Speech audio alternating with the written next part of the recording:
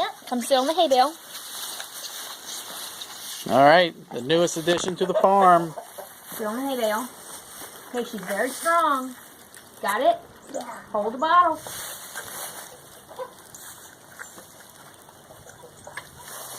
Try to hold it up a little bit, buddy, so she doesn't have to struggle for it.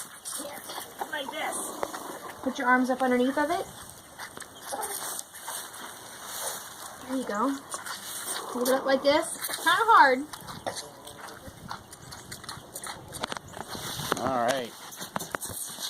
See her stance? See how her neck comes way down? Baby cows are built so that they're real flexible up in their shoulders like that, so they can get to their mommies to get their milk. And she's getting a milk mustache too. Yeah. When she's done eating, you'll see it. All right, so this is our mini Dexter cow, right? Yes. First one. Her name is Annabelle. And we need to put a little goatee with her too. No. She has a little buddy. This is all you need.